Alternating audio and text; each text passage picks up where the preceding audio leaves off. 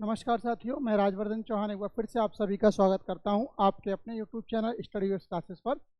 और वीडियो की शुरुआत करने से पहले आपसे कहना चाहूँगा कि चैनल को सब्सक्राइब जरूर करें, बेल आइकन के बटन को जरूर दबाइएगा। कल की जो हम बात कर रहे थे आरपीएफ परीक्षा के जीएस की सीट्स पर हम बात कर रहे थे और कल हम वैदिक काल के बारे में बात कर रहे थे। लास्ट जो टॉपिक था कल हमने जो छोड़ा था वो आपका था आपका वैदिक काल, यानी कि वैदिक धर्म में हम भगवान विष्णु के दशावतारों यानी कि 10 अवतारों के बारे में हम कल बात कर रहे थे। तो आज हम उसी क्लास को आगे बढ़ाते हैं और आगे की ओर चलते हैं। अब यहाँ पर एक क्वेश्चन आता है कि वैदिक काल की कुछ नदियाँ हैं, उन नदियों के कुछ नाम मिलते हैं। जैसे कि सरस्वती का नाम क्या है, तो घग्गर नाम दिया गया है। सागरमती एक नदी हुई जिसका नाम लूनी दिया गया है। गंडक है, उसका नाम सदानीरा दिया गया है। सिंधु का नाम इंडस दिया गया है। चिनाब का अस्किनी दिया गया है। बहुत सारी नदियां हैं, काबुल का कुंभा है, कोसी का कौशिकी है, घाघरा का करनाली है, स्वात यानी कि सुवास्तु है। इस प्रकार से रावी का परशुणी है, ब्यास का बिपाशा है, सतलज का सतुद्री है, कृष्णा का कृष्णावेनी है, नर्मदा का नमादे है। ये कुछ नदियां हैं जो कि आपके इंडस वैली सिविलाइजेशन यानी कि सिंध वैदिक सभ्यता के दौरान जो थी उस समय बह रही थी और उनको वैदिक लोग इन नामों से पुकारा करते थे। आगे की ओर बढ़ते हैं। अगर हम बात करते हैं ऋग्वैदिक काल के नियम और उनके क्या अर्थ हैं, इसके बारे में अगर हम बात करते हैं। अवेस्ता, अवेस्ता के बारे में क्या आता है, अवेस्ता क्या है, अगर हम पूरा पढ़ते हैं तो जैन अवेस्ता एक कहा जाता है कि ग्रंथ है जैन अवेस्ता। इस जैन अवेस्ता में क्या है कि ईरानी भाषा में लिखा हुआ ग्रंथ है और जैन अवेस्ता में कुछ देवताओं के नाम बताए गए हैं, वही नाम ऋग्वेद में भी मिलते हैं। तो यानी कि अवेस्ता का किसके साथ संबंध मिलता है, अवेस्ता का संबंध ऋग्वेद के साथ स्थापित किया जाता है। यानी कि ऋग्वेद को लिखने वाले भी वही लोग थे जिन्होंने अवेस्ता को लिखा। और ऐसा माना जाता है कि मध्य जो आर्य हैं वो मध्य एशिया के निवासी थे या मध्य एशिया से भारत की ओर आए थे। ऐसा प्रश्न जो है अक्सर आता है, एग्जाम में पूछा जाता है। नदी तरणा, सरस्वती नदी का दूसरा नाम, कुछ समय पहले आपने देखा था घग्गर नदी नाम दे रखा था वहां पर, तो सरस्वती नदी का दूसरा नाम क्या है, नदी तरणा या घग्गर। अगर आप ऋग्वैदिक काल को पढ़ेंगे तो ऋग्वैदिक काल की सबसे पवित्र नदियों में यदि कोई नदी है तो वो कौन सी है, वो सरस्वती है। इसीलिए इसको एक नाम और भी दिया गया है, अगर आप पढ़ेंगे तो इसके लिए नाम नदी तमा दिया गया है, नदी तमा। नदियों में सर्वश्रेष्ठ कौन सी है, नदियों में पूजनीय नदी कौन सी है, तो नदियों में सर्वश्रेष्ठ या पूजनीय नदी कौन सी है, सरस्वती है। दास या दस्यु, आर्यन प्रवास के दौरान भारत के जो मूल निवासी थे, जब आर्य भारत में आए उससे पहले भारत में कुछ लोग निवास कर रहे थे जिनके लिए शब्द ऋग्वेद में या कहें कि वैदिक काल में दास या दस्यु शब्द का प्रयोग किया गया है, जो कि आर्यों से पहले भारत के मूल निवासी होने का प्रमाण है। उत्तर वैदिक काल की ओर चलते हैं। उत्तर वैदिक काल का टाइम पीरियड कितना है, उत्तर वैदिक काल का टाइम पीरियड 1000 ईसा पूर्व से 600 ईसा पूर्व का है। 1000 ईसा पूर्व से 600 ईसा पूर्व का टाइम पीरियड किसका है, उत्तर वैदिक काल का है। उत्तर वैदिक काल में आर्य लोगों के बारे में कहता है ये आग और लोहे के औजारों की मदद से पूर्वी क्षेत्रों में चले गए। यानी कि अब जो उत्तर वैदिक काल के लोग हैं वो आग के प्रयोग से परिचित थे, लोहे का प्रयोग वो करना जानते थे और आग और लोहे के प्रयोग के कारण क्या है, वो पूर्वोत्तर के जो क्षेत्र हैं, पूर्व के जो क्षेत्र हैं, पूर्वी क्षेत्रों की ओर उन्होंने जो है गमन किया। उनके द्वारा बसाए गए क्षेत्र में गुरु पांचाल क्षेत्र जो कि इंडो गंगा में विभाजित है और ऊपरी गंगा घाटी में शामिल किया जाता है। यानी कि इंडो गंगा क्षेत्र और ऊपरी गंगा की जो घाटी है वो किसको द्वारा विकसित की गई, आर्यों के द्वारा ही विकसित की गई। ये कुछ लेटर वैदिक है, यानी कि 1000 बीसी से 600 बीसी के टाइम पीरियड का जो है एक चित्र है। यहाँ पर जो शिष्य हैं वो अपने गुरु से आश्रम में शिक्षा प्राप्त कर रहे हैं, यानी कि ये आश्रम कालीन शिक्षा का एक दृश्य है। आगे की ओर बढ़ते हैं। लिखा हुआ है वैदिक धर्म। वैदिक धर्म, आर्य लोग कहा जाता है वैदिक धर्म के निर्माता थे। तो अगर क्वेश्चन पूछा जाए कि वैदिक या आर्यों का धर्म क्या था, तो आर्यों में वैदिक धर्म का प्रचलन था। वैदिक धर्म की यदि हम बात करते हैं तो इसमें भी ब्राह्मणों का प्रभुत्व था, जिसके कारण इसे ब्राह्मणवाद भी कहा जाता है। क्या कहा जाता है, ब्राह्मणवाद कहा जाता है। वर्ण व्यवस्था ये मूल रूप से वैदिक और गैर वैदिक लोगों के बीच के अंतर करने के लिए उपयोग की जाती थी। ठीक है, वर्ण व्यवस्था क्या है? मूल रूप से वैदिक और गैर वैदिक लोगों के बीच अंतर करने के लिए उपयोग की जाती है। तो यहाँ पर ब्राह्मणों का प्रभुत्व है। आगे बढ़ते हैं। उत्तर वैदिक युग, उत्तर वैदिक युग की बात करते हैं तो उत्तर वैदिक का जो आपके सामने चित्र है, यहाँ पर कर्मकांडी व्यवस्था या कहें आप नीचे एक चित्र देख रहे हैं कि चिकित्सा का यहाँ पर प्रयोग किया जा रहा है। एक व्यक्ति लेटा हुआ है, कई सारे लोग उसकी चिकित्सा कर रहे हैं। उत्तर वैदिक काल में यज्ञ एक महत्वपूर्ण विधा के रूप में सामने आए। यह यज्ञों का प्रचलन एक तेजी के साथ यहाँ पर होने लगा। इन्हीं में एक वाजपेय नाम का एक यज्ञ था जो कि सोम यज्ञ था। वाजपेय क्या था? सोम यज्ञ था, जिसमें एक छोटे से पशु की जान जो है बलि दी जाती थी। अगर क्वेश्चन पूछता है किस यज्ञ में पशु की बलि दी जाती थी, तो वाजपेय नामक जो सोम यज्ञ है उसमें पशु की बलि दी जाती थी। अगर हम सोम के बारे में बात करते हैं तो सोम क्या है? यह चंद्र चक्र से जुड़ा एक प्रकार का एक यज्ञ है। यानी सोम यज्ञ क्या है? सोम यज्ञ चंद्र चक्र के प्रकार से जुड़ा हुआ एक यज्ञ है। इसे लौकिक व्यवस्था के रखरखाव के लिए किया जाता है। लौकिक व्यवस्था के रखरखाव के लिए कौन सा यज्ञ किया जाता है? सोम यज्ञ का संपादन किया जाता है। अगर आए यज्ञ के प्रकार, कितने प्रकार हैं? तो अभी आपने पढ़ा जैसे कि वाजपेय यज्ञ था, सोम यज्ञ था, ऐसे ही एक राजसूय यज्ञ भी था। राजसूय यज्ञ बहुत ही इंपॉर्टेंट। शाही बलिदान या राजा का उद्घाटन बलिदान वैदिक धर्म का एक श्रौत अनुष्ठान है। यह एक राजा का अभिषेक है, यानी कि जब राजा गद्दी पर आसीन होता है, यानी कि कोई युवराज जब राजा बनता था, तो इस प्रकार के यज्ञों का प्रचलन था जिन्हें राजसूय यज्ञ के नाम से जाना जाता था। यानी कि राजसूय यज्ञ कैसा है? एक युवराज के राजा बनने पर किए जाने वाला यज्ञ है। अश्वमेध यज्ञ की ओर बढ़ते हैं। अश्वमेध यज्ञ क्या है? एक अश्व बलि अनुष्ठान है। एक अश्व बलि अनुष्ठान है जिसके बाद वैदिक धर्म की स्रोत परंपरा है। अश्वमेध यज्ञ के बारे में यदि आप पढ़ेंगे तो अश्वमेध यज्ञ के अंतर्गत जो राजा इसके लिए करता है वो चक्रवर्ती सम्राट बनने की महत्वाकांक्षा रखता है। और इस यज्ञ में एक घोड़ा जो है वो छोड़ा जाता है, उसके साथ सेना रहती है। घोड़ा जिन जिन क्षेत्रों से गुजरता है, अगर किसी के द्वारा उस घोड़े को पकड़ लिया जाता है तो उस संबंधित क्षेत्र का राजा या कहें वो संबंधित राजा जिसने उस घोड़े को पकड़ा है उसे यज्ञ करने वाले राजा के साथ युद्ध करना पड़ता। यदि वो उससे पराजित हो जाता तो वो उसकी महत्ता को स्वीकार कर लेता।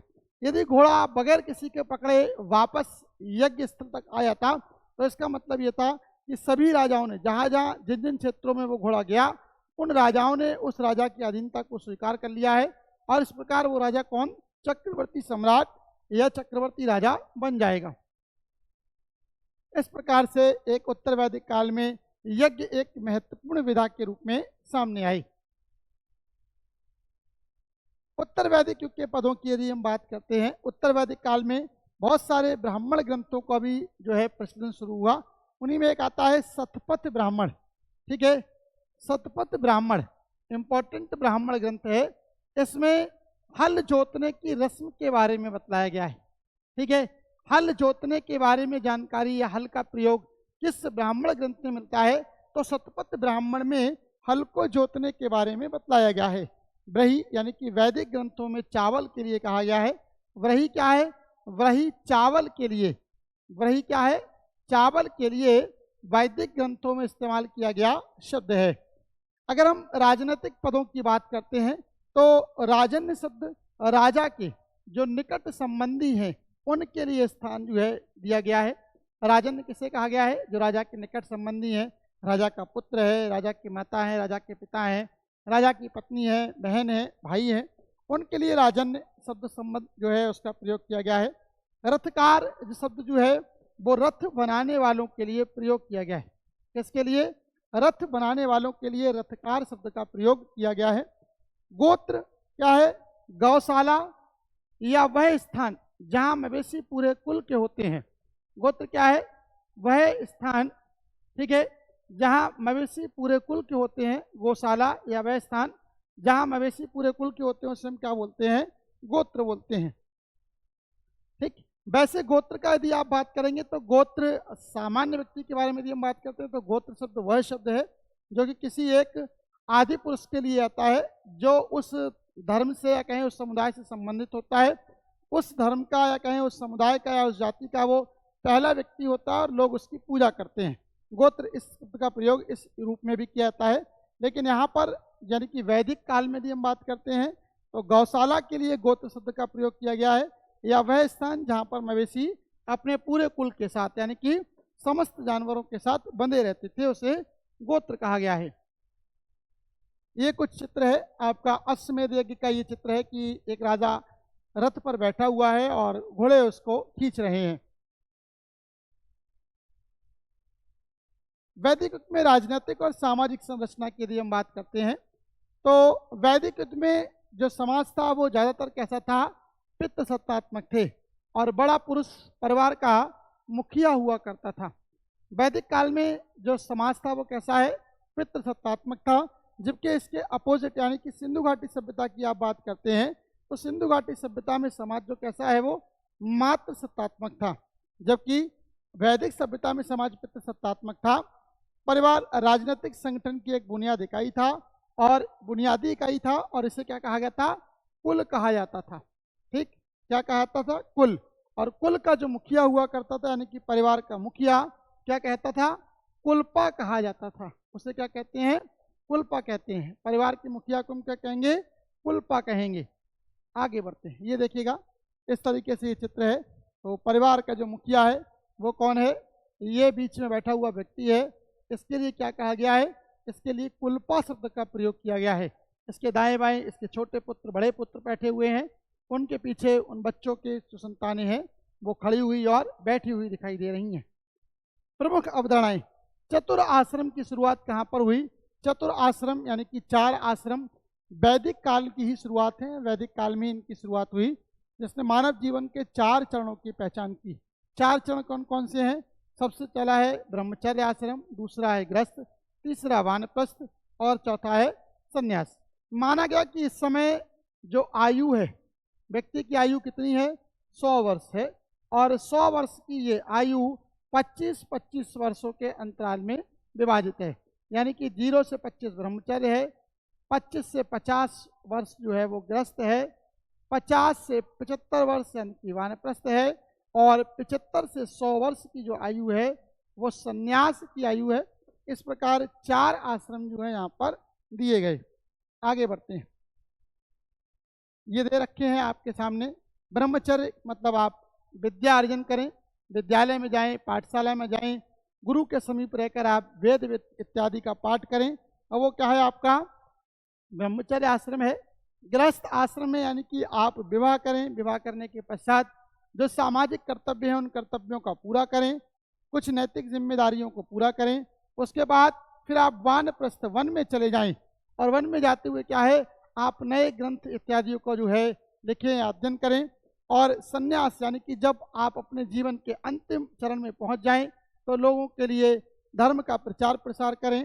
ठीक है, धर्म प्रचार के क्षेत्र में अपने जीवन को आप लगा दें और तब तक लगे रहें जब तक कि आपकी मृत्यु नहीं हो जाती। तो इस प्रकार ये था वैदिक धर्म यानी कि वैदिक काल। और वैदिक काल के 2 भाग थे, प्रारंभिक काल यानी कि प्रारंभिक वैदिक काल और दूसरा है उत्तर वैदिक काल। प्रारंभिक काल 1500 बीसी से 1000 बीसी का था। उत्तर वैदिक काल की यदि हम बात करते हैं तो 1000 बीसी से 600 बीसी तक का था। इसी समय में 4 वेद लिखे गए, यहीं पर पुराणों की रचना हुई, यहीं पर आपके उपनिषद लिखे गए। बहुत सारे जो भारतीय साहित्य है वो वैदिक काल में ही लिखा गया। 4 आश्रमों की बात यहीं पर की गई। 4 वर्ण की जो व्यवस्था है, वर्ण व्यवस्था की यदि हम बात करते हैं तो वर्ण व्यवस्था भी कहाँ पर आई है, वर्ण व्यवस्था भी भैया उत्तर वैदिक काल में आई है। वर्ण व्यवस्था अक्सर पूछी जाती है, वर्ण व्यवस्था की शुरुआत कब हुई, तो वर्ण व्यवस्था की शुरुआत उत्तर वैदिक काल में हुई। कब हुई, उत्तर वैदिक काल में हुई। उत्तर वैदिक काल में किसकी शुरुआत हुई, वर्ण व्यवस्था की।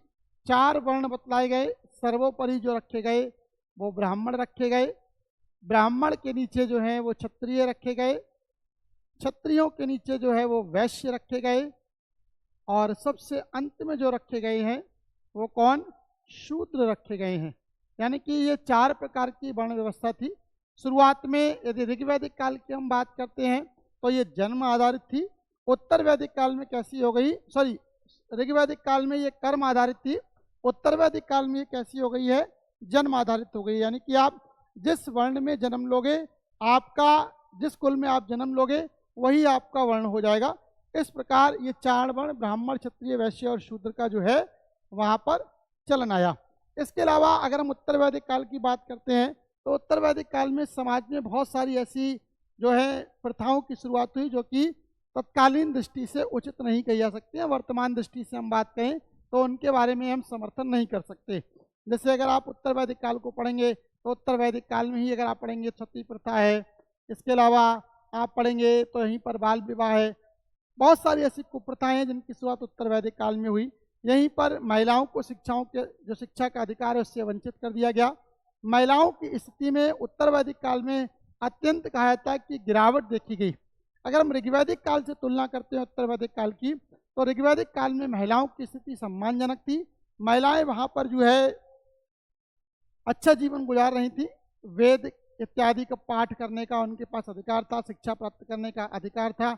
वेदों के श्लोक, वेदों की ऋचाएँ, मंत्रों को पढ़ने और उनके गढ़ने का अधिकार भी महिलाओं को दिया गया था। जबकि उत्तर वैदिक काल में क्या हुआ कि उत्तर वैदिक काल में ये सारे अधिकार उनसे छीन लिए गए। इस प्रकार उत्तर वैदिक काल जो था वो ऋग्वैदिक काल की तुलना में थोड़ा रिजिड था, या कहें कि कहीं ना कहीं इसमें अब कुरीतियाँ, विकृतियाँ आने लगी थी। तो ये था हमारा वैदिक काल।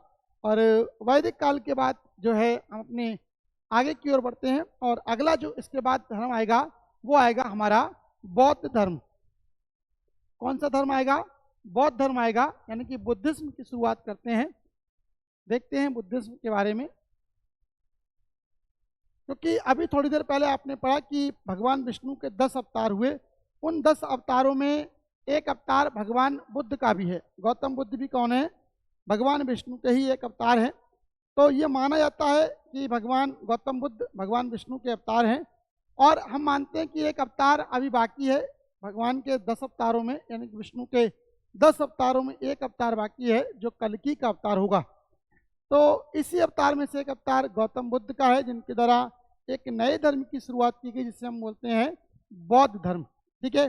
तो वैदिक धर्म के बाद भारत में आने वाला यदि कोई धर्म है तो वो कौन सा है? आपका बौद्ध धर्म। यदि आपसे क्वेश्चन ये पूछा जाए वैदिक धर्म के बाद किस धर्म की शुरुआत हुई, वैदिक धर्म के बाद, तो वैदिक धर्म के बाद आने वाला जो धर्म है वो कौन सा है? बौद्ध धर्म है। वैदिक धर्म के बाद आने वाला धर्म कौन सा है? बौद्ध धर्म है। और बौद्ध धर्म के जो प्रतिपादक हैं वो कौन है?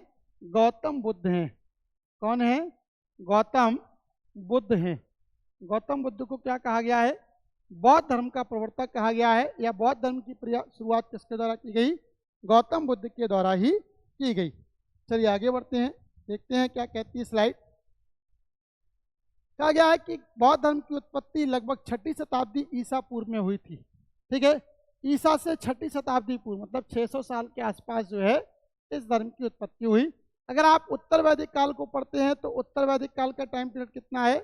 1000 से 600 BC। वही बात ये कह रहा है कि 6ठी शताब्दी ईसा पूर्व में किसकी उत्पत्ति हुई है? बौद्ध धर्म की उत्पत्ति हुई है। और बौद्ध धर्म की शुरुआत को करने वाले कौन थे? गौतम बुद्ध थे। बौद्ध धर्म की शुरुआत करने वाले कौन थे? गौतम बुद्ध थे, जिन्हें क्या कहा गया है? जिन्हें लाइट ऑफ एशिया कहा गया है। क्या कहा गया है? Light of Asia. या एक क्वेश्चन आता है कि एशिया का प्रकाश पुंज,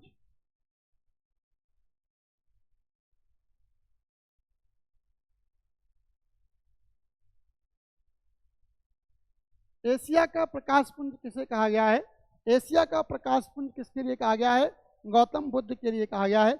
लाइट ऑफ एशिया एक किताब भी है। अगर आपसे पूछा जाए लाइट ऑफ एशिया पुस्तक किसकी है? लाइट ऑफ एशिया ये पुस्तक किसकी है? ये पुस्तक एडविन अर्नोल्ड की है। एडविन अर्नोल्ड, एडविन अर्नोल्ड की पुस्तक है जिसका नाम है लाइट ऑफ एशिया। ठीक है। इसमें भगवान बुद्ध की जो जीवनी है उसके बारे में वर्णन दिया गया है। तो बौद्ध धर्म के संस्थापक कौन है? बौद्ध धर्म के संस्थापक गौतम बुद्ध हैं। बुद्ध के जन्म के बारे में कहा गया कि इनका जन्म कपिलवस्तु में हुआ था, जो कि लुम्बिनी नेपाल में है। और इनके जो पिताजी थे उनका नाम था, गौतम बुद्ध के पिताजी का नाम क्या था? शुद्धोधन। क्या नाम था? शुद्धोधन। शुद्धोधन शाक्य वंश के जो है एक राजा थे, और इसी शाक्य वंश में किसका जन्म हुआ है? गौतम बुद्ध का जन्म हुआ है। अगर हम बात करते हैं गौतम बुद्ध के जन्म स्थान के बारे में, तो सम्राट अशोक ने 249 ईसा पूर्व में एक शिलालेख बनवाया है, और इस शिलालेख से क्या है, इसकी पुष्टि होती है। रोमन देवी का अभिलेख है जो ये बतलाता है कि भगवान का जन्म कहाँ पर हुआ है? लुम्बिनी वन में हुआ है।